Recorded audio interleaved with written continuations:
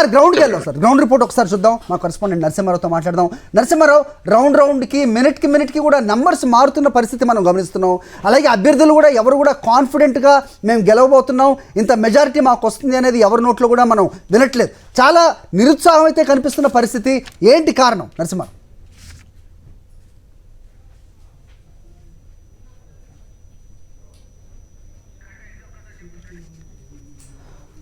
Right, మొత్తానికి 55,678 ఓట్లు పోలయ్యాయి ప్రస్తుతం. సో 21,000 పైచిలకు ఓట్లు బీజేపీకి, అలాగే టీఆర్ఎస్కు 26,343 ఓట్లు, పాల్వాయి స్రవంతికి 8,200 ఓట్లు పోలయ్యాయి. అందోజు శంకర్ బీఎస్పీ అభ్యర్థికి 907 ఓట్లు పోలైన పరిస్థితి మనం చూస్తున్నాం. మొత్తానికి టీఆర్ఎస్ 600 ఓట్ల మెజారిటీతో ఉన్నారనే ఒక లెక్క వస్తుంది. అయితే అది ఇంకా పూర్తిగా నిర్ధారించాల్సిన అవసరం అయితే ఉంది. నరసింహారావుతో మాట్లాడదాం. మా కరెస్పాండెంట్ నరసింహారావు, చెప్పండి ఏ విధంగా ఉంది? సో అభ్యర్థులను చూస్తున్నాం, ఎవరు కూడా కాన్ఫిడెంట్గా అయితే ఉన్నట్టుగా కనిపించట్లేదు. ఒకంత నిరాశ అయితే ప్రతి ఒక్కళ్ళు కనిపిస్తోంది. సో ఇదే ఉత్కంఠ, ఇదే పరిస్థితి చివరి వరకు ఉండే అవకాశం ఉందా? పాల్వాయి స్రవంతి 3వ రౌండ్ తర్వాత ఆవిడ అక్కడ లేకుండా వెళ్ళిపోయారనే వార్త కూడా వస్తుంది. వాస్తవమేనా? అప్డేట్స్ ఏంటి? మరి ప్రస్తుతం వరల్డ్ కప్ జరుగుతుంది. చాలా మ్యాచెస్లు కూడా లాస్ట్ ఓవర్లోనే తేలిపోయే పరిస్థితి కనిపిస్తుంది. సో ఇప్పుడు కూడా ఇక్కడ ఫలితాలు కూడా T20 వరల్డ్ కప్లో జరుగుతున్న మ్యాచ్ లాగానే ఇక్కడ కూడా లాస్ట్ ఓవర్లో ఫలితాలు తేలే అవకాశం ఉన్నట్టుగా కనపడుతుంది. సో లాస్ట్ రౌండ్ వరకు ఏ పార్టీ కూడా పూర్తిగా మేము గెలుస్తామనే ధీమాలో ఉండే పరిస్థితి లేనట్టుగానే మనకు ప్రస్తుతం అందుతున్న ట్రెండ్స్ ప్రకారం అయితే కనిపిస్తుంది. 4వ రౌండ్ ముగిసింది. 5వ రౌండ్ నారాయణపూర్కి సంబంధించినంత వరకు కౌంటింగ్ ప్రక్రియ ఇప్పుడే ప్రారంభమైంది. దానికి సంబంధించి ఇంకా సమాచారం రాలేదు. అదే 4వ రౌండ్కి సంబంధించినంత వరకు కొంత వచ్చిన దాంట్లో ఒక ఇంట్రెస్టింగ్ ఫ్యాక్టర్ నేను ఒకసారి చెప్తాను.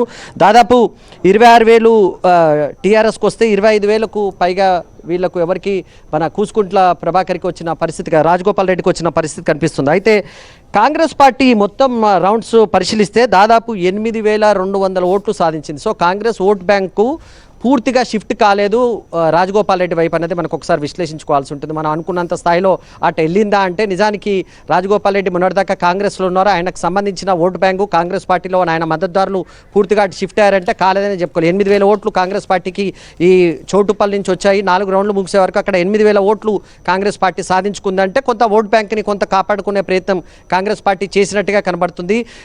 ఈ రెండు పార్టీలతో పోలిస్తే చాలా తక్కువ అయినప్పటికీ 8,000 అనేది ఏ పార్టీ వైపైనా షిఫ్ట్ అయితే మెజార్టీలు మారే అవకాశం ఉన్నట్టుగా కనిపిస్తుంది. అయితే ఉదయం మీకు చెప్పినట్టుగానే మరొక పార్టీ గురించి మనం మాట్లాడుకోవాలి. అదే బీఎస్పీ. ఇక్కడ దాదాపు 1000 ఓట్లు, ఇక్కడ ఈ 4 రౌండ్లు కలిపి 1000 ఓట్లు బీఎస్పీ సాధించింది. సో బీఎస్పీ ఫ్యాక్టర్ కూడా కనిపిస్తుంది. హోరాహోరీ పోలింగ్లో కౌంటింగ్కి సంబంధించి బీఎస్పీ ఓట్లు కూడా చీలిన పరిస్థితి మనకు కనిపిస్తుంది.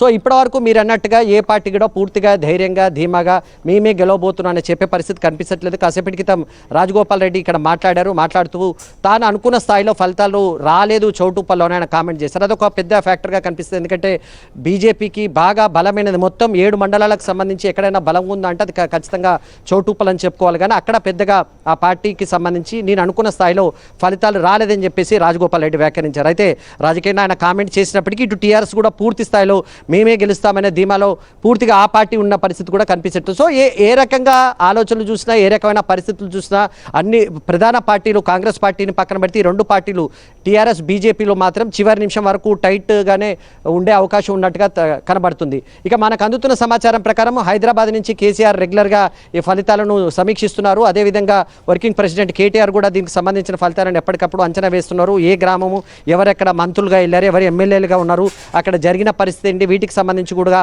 పూర్తిగా విశ్లేషిస్తున్నట్టుగా తెలుస్తుంది. ఫలితాల అనంతరం కేటీఆర్ మీడియాతో మాట్లాడే అవకాశం ఉంది. సాయంత్రం 4 గంటలకు తెలంగాణ భవన్లో కేటీఆర్ మీడియా సమావేశం నిర్వహించే అవకాశం ఉన్నట్టుగా మనకు కనిపిస్తుంది.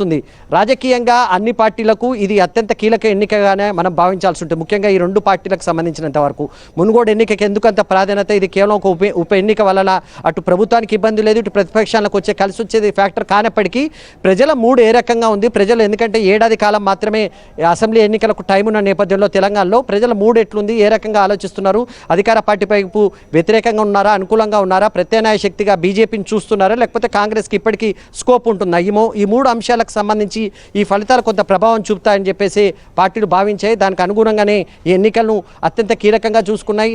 మనీ ఫ్యాక్టర్ మనం చూసాము, ఇతర అంశాల కన్నా మనీ ఫ్యాక్టర్ ఎంత కీలకంగా ప్రభావం చూపిందని.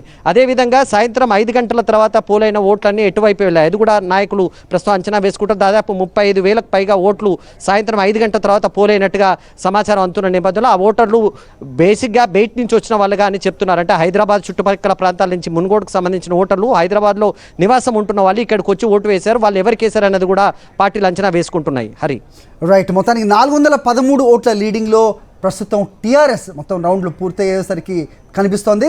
అయితే 4వ రౌండ్ తర్వాత కౌంటింగ్ జాప్యం జరుగుతోంది అనే ఒక అప్డేట్ కూడా వస్తుంది నరసింహారావు. రీజన్ ఏంటి? ఎందుకంటే ఫస్ట్ ఒక మండలానికి సంబంధించిన ప్రక్రియ పూర్తయింది కనుక దాన్ని పూర్తిగా చెక్ చేసుకుంటారు. 4 రౌండ్లలో ఎట్లొచ్చిందో ఒక్కొక్క రౌండ్కి సంబంధించి ఏజెంట్లకు పూర్తిగా చూపించాల్సి ఉంటుంది. ఏజెంట్ల సంతకాలు అవన్నీ తీసుకుంటారు కనుక ఆ ప్రక్రియలో కొంత జాప్యం జరుగుతున్నట్టుగా మనకు సమాచారం ఉంటుంది. 4వ ప్రక్రియ 4 రౌండ్లకు సంబంధించి ఇక చౌటుపల్లి ఎన్నికల ఫలితాలకు సంబంధించిన ప్రక్రియ పూర్తయిన నేపథ్యంలో సంతకాలు తీసుకోవాల్సి ఉంటుంది. ఏజెంట్ల నుంచి అక్కడ అభ్యర్థులు కూడా ఉన్నారు, వాళ్ళ దగ్గర నుంచి సంతకాలు తీసుకున్న తర్వాతనే ఈ ప్రక్రియ ప్రారంభమవుతుంది. మనకు అందుతున్న ప్రకారం అయితే నారాయణపూర్కు సంబంధించి మరి కాసేపట్లోనే దాదాపుగా ప్రారంభమైనట్టుగా మనకు తెలుస్తుంది. దానికి సంబంధించి ఫాస్ట్గా వస్తుంది. ఇది కేవలం 3 రౌండ్లకు సంబంధించి, ఇది ఒక్కటి మాత్రమే చౌటుప్పల్ మాత్రమే 4 రౌండ్లకు సంబంధించి, మిగతా మండలాలన్నీ కూడా 3 రౌండ్లకు సంబంధించే కనుక కొత్త ఫలితాలు ఫాస్ట్గా వచ్చే అవకాశం ఉంది. హరి ఓకే నరసింహారావు. సో మరోవైపు మా ఇన్పుటేటర్ ఇస్మాయిల్ కూడా సిద్ధంగా ఉన్నారు, ఆయన విశ్లేషణ కూడా చూద్దాం. ఇస్మాయిల్ చెప్పండి. So you were there on the ground. So counting రోజు మీరు అక్కడే ఉన్నారు, చాలా గ్రామాలు మీరు తిరిగారు. అయితే సాయంత్రం వరకు ఒక ట్రెండ్, అలాగే 5ంటికి పూర్తిగా ఓటర్లందరూ కూడా పెద్ద సంఖ్యలో బారులు తీరిన పరిస్థితి, 10-11 గంటల వరకు కూడా పోలింగ్ కొనసాగిన పరిస్థితి. ప్రస్తుతం రిజల్ట్స్ మనం చూస్తూ ఉన్నాం. అనుకున్న విధంగా రాలేదు అంటూ రాజగోపాల్ రెడ్డి మాట్లాడుతున్నారు. అలాగే టీఆర్ఎస్లో కూడా ఆ ధీమా అయితే తగ్గిన పరిస్థితి మనం గమనిస్తున్నాం. So what is your analysis? డెఫినెట్గా ఇప్పటి వరకు 4 రౌండ్లకు సంబంధించిన కౌంటింగ్ని చూస్తే మనం ఈ డేటాను అనలైజ్ చేస్తే 2 విషయాలు ఇందులోంచి బయటికి తీయాల్సి ఉంటుంది. ఒకటి, అర్బన్ ఓటింగ్ అనేటువంటిది బీజేపీ వైపు జరిగింది, కానీ బీజేపీ ఎక్స్పెక్ట్ చేసినంత జరగలేదు అనేటువంటిది ప్రధానమైనటువంటి అంశం. తర్వాత ఈవినింగ్ టైంలో ఏదైతే బీజేపీకి అనుకూలంగా ఎక్కువ ఓటింగ్ జరిగిందనేటువంటి దాంట్లో కూడా కొంత సత్యం ఉంది. బట్ పూర్తిగా వాళ్లకు వన్ సైడెడ్గా ఓటింగ్ జరగలేదు అనేటువంటిది కూడా అర్థమవుతుంది. ఎందుకంటే మనం టీఆర్ఎస్ ఫస్ట్ రౌండ్లో టీఆర్ఎస్కు లీడ్ వచ్చింది, 4th రౌండ్లో టీఆర్ఎస్ లీడ్ వచ్చింది. 4వ రౌండ్ వరకు కొంత చౌటుప్పల్ రూరల్, అదేవిధంగా సంస్థాన నారాయణపురం సంబంధించినటువంటి కొన్ని గ్రామాలు కూడా 4వ రౌండ్లో ఉన్నాయి. మొదటి రౌండ్లో పూర్తిగా చౌటుప్పల్ రూరల్లో ఉంది. 2-3 రౌండ్లలో కొంత చౌటుప్పల్ అర్బన్ సంబంధించినటువంటి ఈవీఎంల లెక్కింపు జరిగింది. కాబట్టి కొంత అర్బన్లో టీఆర్ఎస్కు లీడ్ వచ్చింది.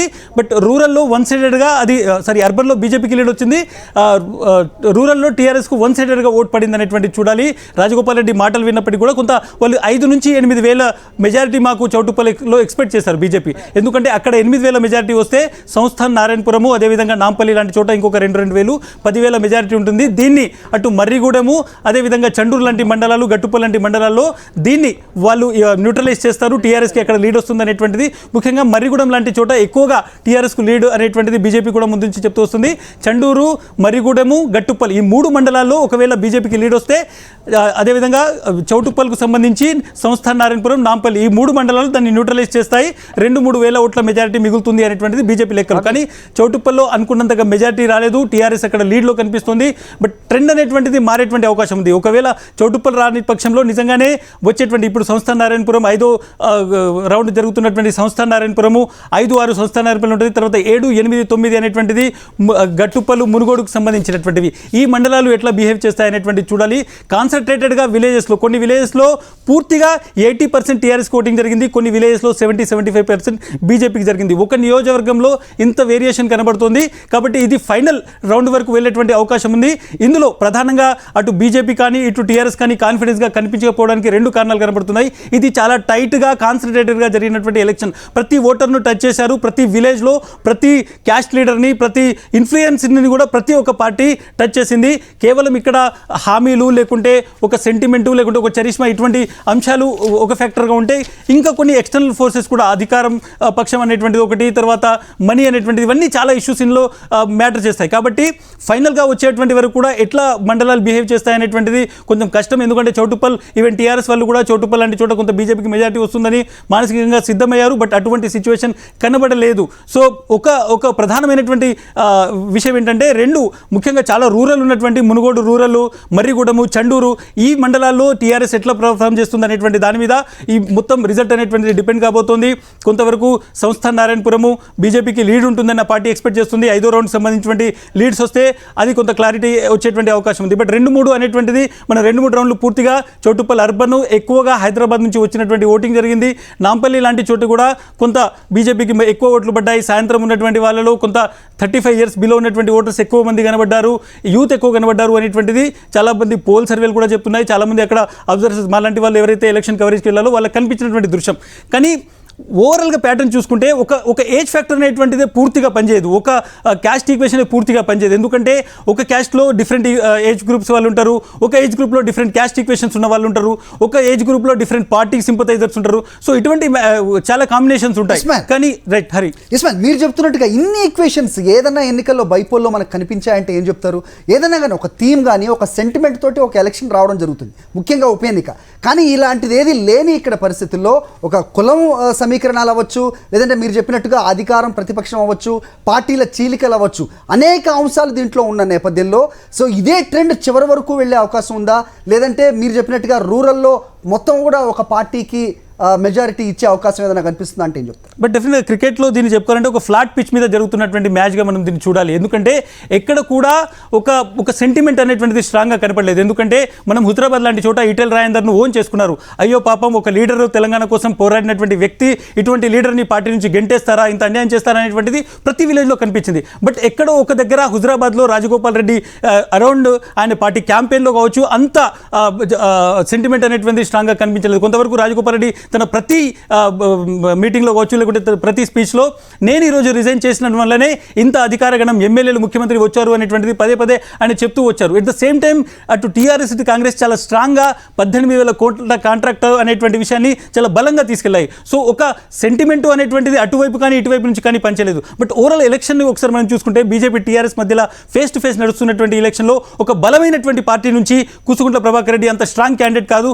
ఎట్ ద సేమ్ టైం ఒక బలమైనటువంటి క్యాండిడేట్ ఉన్నటువంటి రాజగోపాల్ రెడ్డికి ఆర్గనైజేషన్ పరంగా బీజేపీ అంత స్ట్రెంత్ ఇవ్వలేకపోయింది అనేటువంటిది కనబడుతుంది. ఎందుకంటే రాజగోపాల్ రెడ్డి కొంత ఇమేజ్ ఉంది, ఒక చరిష్మా ఉంది, ప్రజల లోపల చాలా రోజుల నుంచి వాళ్ళు కోమటిరెడ్డి బ్రదర్స్ అనేటువంటి ఒక బ్రాండ్ ఉంది. But at the same time దానికి కావాల్సినటువంటి ఆర్గనైజేషన్ స్ట్రక్చర్ బీజేపీ ఇవ్వగలిగిందా అనేటువంటి ఒక క్వశ్చన్ డెఫినెట్గా రైజ్ అవుతుంది. ఎందుకంటే ఎక్కడైతే క్యాంపెయిన్లో నేను వెళ్ళినప్పుడు 4-5 చోట్ల ప్రతిరోజు మొత్తం మునుగోడు నియోజకవర్గంలో ప్రతి మండలంలో ఎక్కువగా బీజేపీ జెండాలు బీజేపీ కండువాలు ధరించినటువంటి కార్యకర్తలు రోడ్ల మీద క్యాంపెయిన్లో పెద్ద ఎత్తున కనబడ్డారు. బట్ డెఫినెట్గా టీఆర్ఎస్తోని విజిబిలిటీ అనేటువంటిది బీజేపీ క్యాంపెయిన్లో చాలా పెద్దగా స్ట్రాంగ్గా కనిపించింది. ఎట్ ద సేమ్ టైం ఫైనల్గా ఎలక్షన్ రోజు ఉదయం నుంచి ప్రతి ఒక్కరు గమనించింది ఎలక్షన్ పోలింగ్ బూత్ల దగ్గర ఎక్కడైతే ఏజెంట్లు ఉంటారో, ఎక్కడైతే బయట లాస్ట్ మూమెంట్లో తీసుకొచ్చి ఓటు వేసేటువంటి వాళ్ళు అక్కడ టీఆర్ఎస్ జెండాలు, టీఆర్ఎస్ కార్యకర్తలు, టీఆర్ఎస్ నాయకులు ఎక్కువగా అంటే డామినెంట్గా కనబడ్డారు ప్రతి పోలింగ్ బూత్ దగ్గర. ఎక్కడో ఒక దగ్గర క్యాంపెయిన్ చేయడానికి బయట నుంచి వచ్చినటువంటి బీజేపీ నాయకులు వెళ్ళిపోయిన తర్వాత రాజగోపాల్ రెడ్డికి ఒక ఆర్గనైజేషనల్ సపోర్టు పోలింగ్ బూత్ల దగ్గర అంత స్ట్రాంగ్గా కనబడలేదు అనేటువంటిది ఒకరోజు ముందు నుంచి అది డెఫినెట్గా కనిపించింది. బట్ డెఫినెట్గా చాలా ఇష్యూస్ ఇందులో ఉన్నాయి. రాజగోపాల్ రెడ్డి ఒక ఎలక్షన్ని 0 నుంచి స్టార్ట్ చేశారు. ఎందుకంటే ఆయన తన కొత్త పార్టీలోకి వచ్చారు. ఆ పార్టీ ఆర్గనైజేషన్ ప్రకారం ఆయన క్యాంపెయిన్ జరిగింది. కొంతమందిని తన వెంట తీసుకొచ్చినటువంటి కాంగ్రెస్ కార్యకర్తలు క్యాడర్ ఉన్నప్పటికీ వాళ్ళు ఎంత హార్ట్ఫుల్గా పనిచేశారు, వాళ్ళు వచ్చిన వాళ్ళు ఎంత స్ట్రాంగ్గా ఉన్నారు, ఎంత వాళ్ళు ఈ టీఆర్ఎస్ బీజేపీకి సంబంధించినటువంటి కొత్త నెట్వర్క్కి కొత్త వ్యవస్థకి అలవాటు పడ్డారు అనేటువంటిది కూడా చూడాలి. ఇది చాలా టైట్గా నడుస్తుంది. ఎందుకంటే మనం కేవలం ఇప్పుడు 5% మార్జిన్ వరకు వెళ్తారు అనేటువంటిది ఫైనల్గా కనపడుతుంది. అయితే ప్రతి ఒక్క పోల్ స్ట్రాటజిస్టులు వాళ్ళు చాలామంది కొంతమంది 10% వరకు తీసుకున్నా కానీ యావరేజ్గా ఎందుకు ఒక 5% అనేటువంటిది మాత్రమే ఉంటుంది అనేటువంటి చాలామంది ఒక మాట వినిపించింది. కాబట్టి ఒక 2,24,000 ఓట్లు పోలైనటువంటి ఒక ఎలక్షన్లో 5% అనేటువంటిది 10,000 మార్జిన్లో ఉంటుంది. కానీ ఇప్పుడు ఉన్నటువంటి ట్రెండ్స్ చూస్తే అంతకంటే తక్కువ మార్జిన్ కనబడేటువంటి అవకాశాలు కనబడుతున్నాయి. బట్ ఇది చాలా ఎర్లీ. వచ్చేటువంటి మండలాలు ఏవైతే ఉన్నాయో గట్టుప్పల్, మునుగోడు, అదేవిధంగా చండూరు, మర్రిగూడెం ఈ 4 మండలాలు ఏ విధంగా బిహేవ్ చేస్తాయి, ఇవి 4 టీఆర్ఎస్ తనకు అనుకూలమని చెప్తుంది. ఇవి 4 అటువైపు చేస్తే మిగిలిన నాంపల్లి ఎటువైపు బిహేవ్ చేస్తుంది, నాంపల్లి కూడా టీఆర్ఎస్ వైపు వస్తుందా, లేకుంటే ఈ 4 మండలాల్లో అటు బీజేపీ కూడా అనూహ్యంగా పుంజుకుంటుందా అనేటువంటిది కూడా చూడాలి. ఒకవేళ ఈ 4 మండలాలు టీఆర్ఎస్ ఎక్స్పెక్ట్ చేసిన వస్తే మన స్టూడియోలో ఉన్నటువంటి ఆరామస్థాన్ చెప్పినటువంటి ఒక దగ్గర ఆయన చెప్పినటువంటి 10% ఏదైతే ఉందో టీఆర్ఎస్కి సంబంధించిన అటువైపు వెళ్ళేటువంటి అవకాశం లేదంటే ఎలక్షన్ ఎటువైపు అయినా వెళ్ళొచ్చు. బట్ ఆ మండలాలు ముఖ్యంగా కంప్లీట్లీ రూరల్ ఏరియాస్ ఇవి, అగ్రికల్చర్ బేస్డ్ ఉన్నటువంటివి, గతంలో రోడ్లు సదుపాయాలు సరిగా లేనటువంటివి, పెన్షనర్లు ఎక్కువగా ఉన్నటువంటి విలేజెస్ ఏవైతే ఉన్నాయో, సంక్షేమ పథకాలు ఎక్కువగా ఉన్నటువంటి విలేజెస్ ఉన్నాయో, ఎక్కడైతే 45 years ఎక్కువగా ఉన్నటువంటి ఓటర్స్ ఉన్నారో అటువంటి విలేజెస్లో ఎటువంటి ఓటర్ బిహేవియర్ ఉంటుందని చూడాలి. బట్ ఈ 4 రౌండ్లకు సంబంధించి చూస్తే బీజేపీ ఎక్స్పెక్ట్ చేసినంత రాలేదు. బట్ అంత కొట్టిపారేలేని స్థితిలో ప్రస్తుతం బీజేపీ ఉంది. చౌటుప్పల్ 8 to 10,000 అనేటువంటిది బీజేపీ లెక్కలేస్తూ వచ్చింది. వాళ్ళ ఇంటర్నల్ సర్వేలు కూడా చౌటుప్పల్లో 10,000 మెజారిటీ వస్తుంది అనేటువంటిది వాళ్ళ ఇంటర్నల్ సర్వేలో ఉన్నటువంటి విషయం. కాబట్టి ఎక్కడో ఒక దగ్గర కొంత వాళ్ళు ఊహించిన స్థాయికి ఓటర్ని అక్కడ తీసుకెళ్ళిపోయారు. చాలా ఓటింగ్ పర్సెంటేజ్ పెరిగింది. బట్ స్టిల్ ఎక్కడో ఆ చౌటుప్పల్ అనేటువంటిది బీజేపీకి కావాల్సినటువంటి ఒక మైలేజ్ లేకుంటే ఒక బఫర్ అనేటువంటిది ఇవ్వలేకపోయింది. రాబోయేటువంటి మండలాలు బిహేవియర్ దానికి కారణం కాంగ్రెస్ నుంచి చీలిన ఓట్లు ఏవైతే ఉన్నాయో అవి బీజేపీకి కన్వర్ట్ చేసుకోవడంలో బీజేపీ ఫెయిల్ అయింది అనుకోవచ్చు. కాంగ్రెస్ కూడా ఎందుకో కాంగ్రెస్ మనం 20,000 25,000 ఓట్లు సాధిస్తుంది అనేటువంటిది రఫ్గా కనిపిస్తున్నటువంటి ఒక మ్యాప్. బట్ డెఫినెట్గా కాంగ్రెస్ పార్టీ ఒక ప్రజెన్స్ని చూపెట్టగలిగింది, ఒక ఉనికిని. మనం హుజరాబాద్ లాగా కంప్లీట్గా పూర్తిగా పార్టీ అక్కడ మాయమైపోలేదు.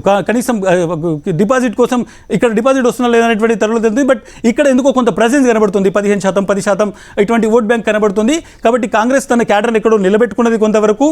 అయితే ఒకటి సాధారణంగా ఒక పార్టీ నుంచి ఇంకొక పార్టీకి వచ్చిన వ్యక్తి అడ్జస్ట్ అయ్యి ఒక క్యాడర్ని వ్యవస్థని ఏర్పాటు చేసుకోవడం, అది దక్షిణ తెలంగాణలో నల్గొండ లాంటి చోట ఎక్కడైతే బీజేపీ చాలా వీక్గా ఉన్నటువంటి చోట ఒక ఆర్గనైజేషన్ను తనతో పాటు అనే మూవ్ చేయగలిగారా, తన స్పీడ్ ప్రకారం ఆర్గనైజేషన్ మొత్తం పనిచేసింది. ఎందుకంటే ఎలక్షన్ అనేటువంటిది కేవలం హామీలు ఇవ్వడము, క్యాంపెయిన్ చేయడం, ప్రత్యర్థికి సంబంధించి తిట్టడం మాత్రం కాదు. ఎలక్షన్ మేనేజ్మెంట్, పోల్ మేనేజ్మెంట్ ఒకటి ఉంటుంది. పోల్ మేనేజ్మెంట్లో మనం అన్నీ చూడొచ్చు, చట్టబద్ధం కాని విషయాలు కూడా చాలా ఈ మధ్య చూస్తున్నాం. సో ఇటువంటి విషయాల్ని మేనేజ్ చేసేటువంటి సమయంలో రాజగోపాల్ రెడ్డి ఎంతవరకు వెళ్ళారు అనేటువంటి చూడాలి. నేను కొద్ది రోజుల క్రితం ఒక లీడర్తోనే అక్కడ ఉన్నటువంటి సమయంలో పోలింగ్ రోజు మాట్లాడినటువంటి సందర్భంలో ఆయన అన్నారు, రాజగోపాల్ రెడ్డి తనతో పాటు కొంత లీడర్స్ని తీసుకెళ్లారు.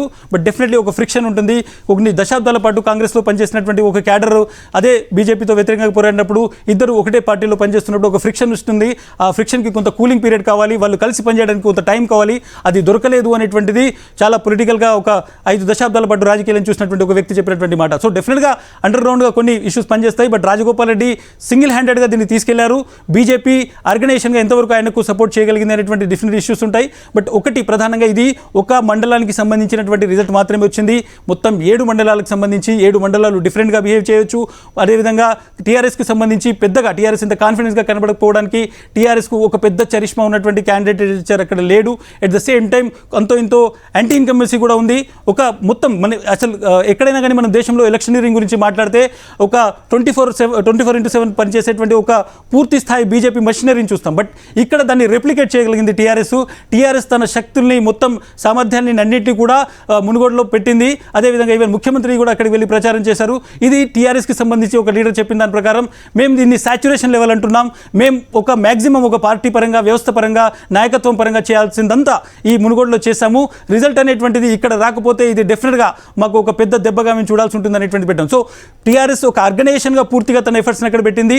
సో ఇది టీఆర్ఎస్ స్ట్రెంత్, ఇది మునుగోడులో పెట్టినటువంటిది. సో ఈ స్ట్రెంత్ను రాజగోపాల్ రెడ్డి ఎంతవరకు తట్టుకోగలుగుతారు అనేటువంటిది కూడా రాబోయేటువంటి 2లో తెలియబోతుంది. Hari, okay Ismail, thanks for your analysis. మొత్తానికి సంస్థాగతంగా, వ్యవస్థాపరంగా స్ట్రాంగ్గా ఉన్న టీఆర్ఎస్ చూసుకుంటే కనుక బలహీనమైన అభ్యర్థిగా కనబడుతున్నారు. అలాగే అభ్యర్థి బలంగా ఉన్న రాజగోపాల్ రెడ్డి వ్యవస్థాగతంగా పోల్ మేనేజ్మెంట్లో చివరి రోజు వరకు ఏ మేరకు ఆయనకి సపోర్ట్ చేసింది అనేది ఈ ఫలితాల్లో రిప్లికేట్ అవుతాయి. ఖచ్చితంగా ఆ ఇంపాక్ట్ అయితే ఎంతో మేర ఉండకపోదు అనేది మాత్రం ప్రస్తుతం మనం గమనిస్తూ ఉన్నాం. మొత్తానికి 4 రౌండ్లు ముగిశాయి. ఆ తర్వాత కౌంటింగ్ ఒక ఇంత ఆలస్యం జరుగుతున్న నేపథ్యం మనం గమనిస్తున్నాం. 5వ రౌండ్లో ఎవరు ముందంజలో ఉంటారని తేలాల్సిన అవసరం. మొత్తానికి 4 రౌండ్లు కేవలం ఒక మండలానికి సంబంధించిందే. ఆ తర్వాత ఆ గ్రామాలు ఏ విధంగా పర్ఫామ్ చేస్తాయి, ఏ పార్టీకి ఏవి మెజారిటీ ఇస్తాయనేది మాత్రం ఇంకా వేచి చూడాల్సిన అవసరం. మొత్తానికి ప్రస్తుతం కొంచెం ఆలస్యం అవుతున్న పరిస్థితి అయితే మనం గమనిస్తున్నాం. 1 గంట తర్వాత కానీ పూర్తి పిక్చర్ వచ్చే అవకాశం అయితే లేదు. పార్టీల పరంగా చూసుకుంటే కనుక ఏ అభ్యర్థి కూడా ధీమా అయితే వ్యక్తం చేయట్లేదు. చౌటుప్పల్ విషయానికి వస్తే మేము అనుకున్నంతగా పర్ఫామ్ చేయలేదు అనేది రాజగోపాల్ రెడ్డి మాట్లాడుతున్నారు. అదేవిధంగా టీఆర్ఎస్ కూడా అంత ధీమాగా అయితే లేని పరిస్థితి అయితే ప్రస్తుతం మనం గమనిస్తున్నాం. ఏదైనప్పటికీ ఆ మార్జిన్ అయితే చాలా కొద్దిపాటిగా ఉంటుంది. మెజారిటీ కూడా చాలా కొద్ది సంఖ్యలోనే మాత్రమే ఉంటుందనేది అటు సెఫాలజిస్టులు కానీ, ఇటు అంచనాలు చెబుతున్న అనలిస్టులు కానీ ఇదే మాట చెప్తున్న పరిస్థితి అయితే ప్రస్తుతం మనకు కనిపిస్తోంది. చిన్న బ్రేక్ తీసుకుందాం. కౌంటింగ్ విషయమై మినిట్ టు మినిట్ అప్డేట్స్ మీకు అందించడానికి సాక్షి యంత్రాంగం అంతా కూడా సిద్ధంగా ఉంది.